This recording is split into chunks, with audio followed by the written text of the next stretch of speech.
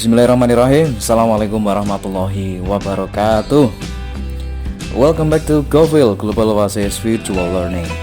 Pada kesempatan kali ini kita akan bahas satu topik, yaitu tentang descriptive text. Nah, seperti biasa, untuk yang belum subscribe silahkan kalian tekan tombol subscribe, jangan lupa untuk aktifkan notifikasi loncengnya agar kalian selalu tahu, selalu update video-video terbaru dari kita. Oke, descriptive text di sini. Before we start the material, sebelum kita masuk ke materinya, di sini I have some questions for you. Jadi ada beberapa pertanyaan untuk kalian di sini. The first question is, pertanyaan pertama adalah, do you ever visit this place? Pernah kesini enggak? Oke, this is a beach. Ini adalah pantai ya di sini ya. Pernah ke pantai? Saya yakin semuanya pernah di sini. Or this place, atau tempat ini ya, this is a zoo. Ini adalah kebun binatang dan saya yakin semuanya pasti pernah ke sini. Do you know what is this? Apakah kalian tahu apakah ini? 100% pasti tahu di sini. This is a handphone. Ini adalah handphone. And then the next, this one pasti juga tahu semuanya ya, bahwasannya adalah a cat. Ini adalah seekor kucing. Oke. They all can be seen. Jadi semuanya bisa dilihat. Ingat ya, kuncinya adalah semuanya bisa dilihat. And then the next question is, what is the relation? Jadi hubungannya apa itu? Antara pantai, kemudian kebun binatang, kemudian HP, kemudian kucing. What is the relation? Hubungannya apa? Apakah ada hubungannya itu? Kalau nggak ada hubungannya ya nggak mungkin kita bahas ya ini ya. Pasti ada hubungannya. So, what is the relation? Silakan simak penjelasan saya dengan seksama. Oke. Definisinya atau pengertian dari descriptive text itu sendiri adalah this one. Saya buat sesederhana mungkin. Text to describe specific thing, people, place, animal, and others. Jadi kuncinya adalah spesifik di sini. Jadi menjelaskan hal-hal atau benda yang spesifik, orang, kemudian tempat, hewan, dan yang lainnya. Kata kuncinya adalah spesifik. Spesifik itu seperti apa sih? Ya udahlah, saya kasih poinnya aja di sini. What you see is what you describe. Jadi apa yang kamu lihat itu yang akan kamu deskripsikan. Apa yang kamu lihat, apa yang kamu deskripsikan.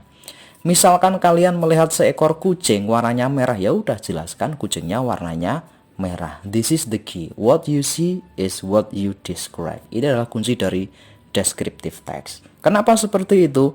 Karena kalau kita nanti membahasnya panjang, lebar, kali tinggi, ya, itu nanti akan berdampak terhadap genre yang ada dan bisa dimungkinkan genre-nya nanti berubah, tidak menjadi sebuah paragraf berbentuk deskriptif. Nah, oke, di sini ada dua gambar di sini. The first picture, gambar pertama adalah seekor kucing warnanya kuning.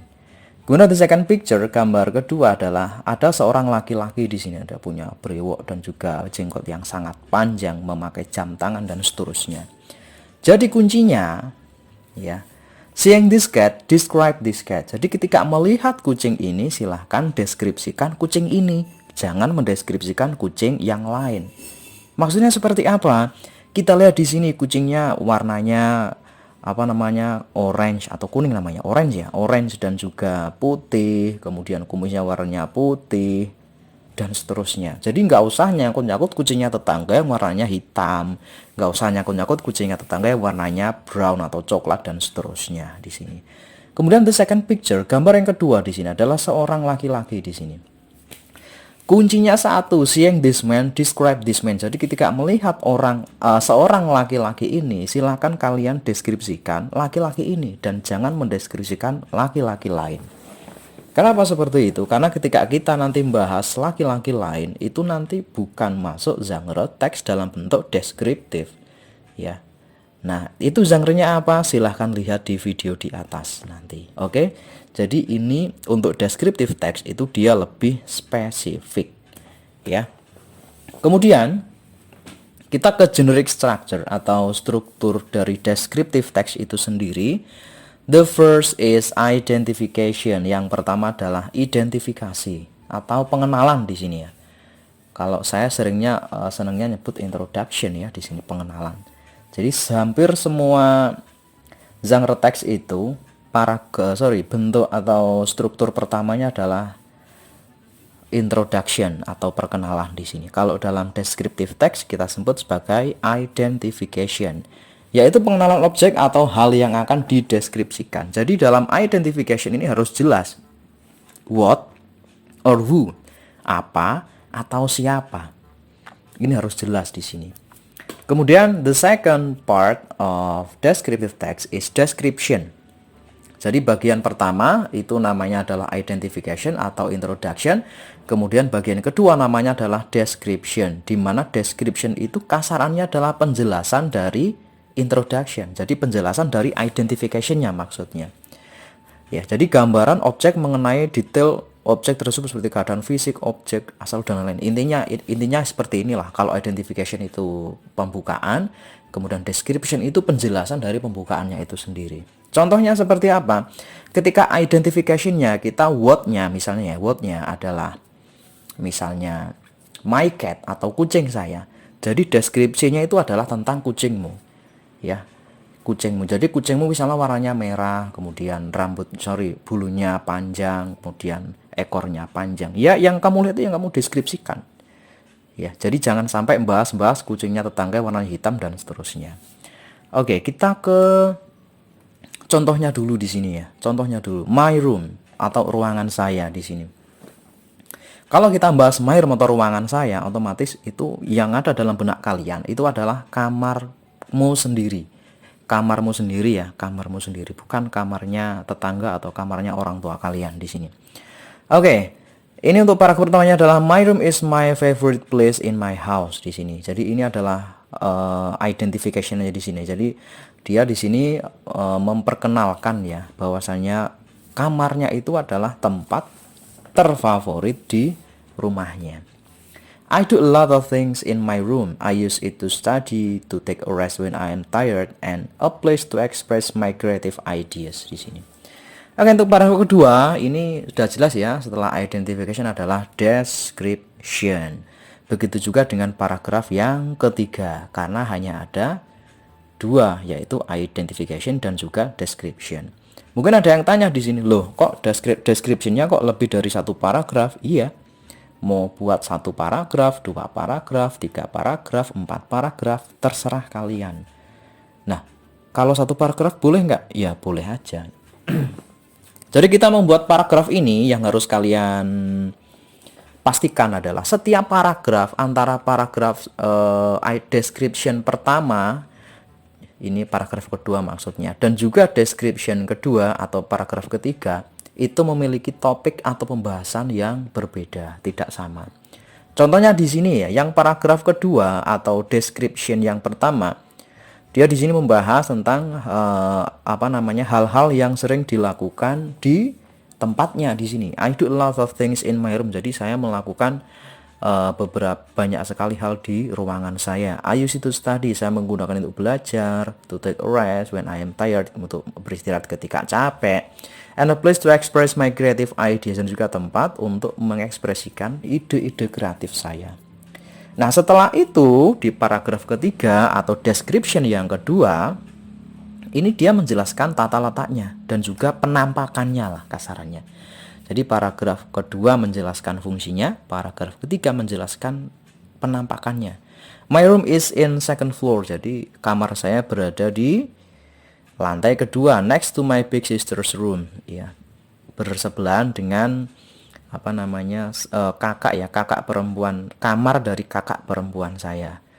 My room is painted light gray. There is a big bed inside my room where I sleep every night. I put some pictures on my desk. There are my family picture, my picture with my friends, and my pictures with my pet Luna, a Persian cat.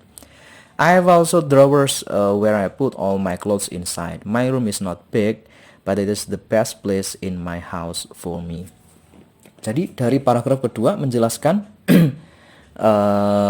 tentang penggunaannya, jangan ketika menjelaskan tentang penampakannya. Jadi kalau kalian pengen membuat misal description-nya 3 atau 4 paragraf, pastikan topik yang kalian bahas setiap paragraf itu berbeda.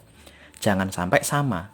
Kenapa ya? Kalau sama lebih baik jadikan menjadi satu paragraf. Dan biasanya apabila menjelaskan ruang, Itu memang seperti itu ya. Jadi yang paragraf kedua biasanya penampakannya, yang ketiga nanti fungsinya apa, atau dibalik juga nggak masalah. Ketika kita menjelaskan hewan itu biasanya banyak sekali ya. Mungkin dari paragraf kedua itu tentang penampakannya seperti apa, paragraf ketiga kesukaannya apa, paragraf keempat mungkin menjelaskan kenapa kalian bisa menyukai binatang itu.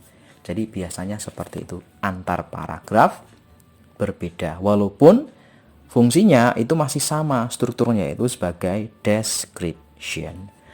Nah, kita ke language features atau ciri kebahasaannya di sini. Nah, kalau ciri kebahasaannya ini ada beberapa ya. Yang pertama adalah using simple present tense, menggunakan tenses dalam bentuk simple present tense. Kalau kamu belum tahu apa itu simple present tense, lihat video di atas. Kemudian using adjective atau menggunakan kata sifat, dan juga using noun atau menggunakan kata benda. Kalau kalian juga belum tahu adjective dan juga noun, lihat juga video di atas. Oke, kita ke sini dulu di sini. Ini sudah saya warnai ya di sini ya untuk membedakan di sini dari language features atau ciri kebahasaannya. Dimana nanti untuk yang berwarna merah atau garis bawah berwarna merah itu adalah ciri dari simple present. Kemudian untuk yang garis bawah berwarna kuning itu adalah ciri dari adjective atau kata sifat. Kemudian untuk yang garis biru itu nanti ciri dari kata benda atau noun di sini. Yang pertama ada my room atau kamar saya. Jelas ya, kamar itu merupakan kata benda atau noun. Kemudian ada to be, is, ini adalah ciri dari simple present di sini. Kemudian ada my house, rumah saya. Jelas ya, rumah itu juga kata benda. Kemudian ini I do di sini adalah kata kerja pertama, ini juga ciri dari simple present. Ini ada my room juga di sini ya sebenarnya, tapi tidak saya garis bawah karena di atas sudah ada. Kemudian I use ini kata kerja pertama, itu juga ciri dari simple present. Kemudian take a rest, istirahat, ini juga ciri dari simple present ya, kata kerja pertama juga take-nya di sini. Kemudian I am, to be is mr, itu juga ciri dari simple present, jadi merah. Kemudian tired atau capek itu adalah contoh dari kata sifat atau adjective. Kemudian creative atau kreatif itu juga merupakan kata sifat atau adjective. Dan seterusnya ke bawah. Bisa kalian screenshot atau sekalian pause videonya untuk melihat sendiri. Ya, oke. Saya kira cukup segitu dulu untuk penjelasan kita tentang descriptive text di sini. If you have any question, jika ada pertanyaan silahkan, you can leave a comment, bisa meninggalkan komen di bawah di sini.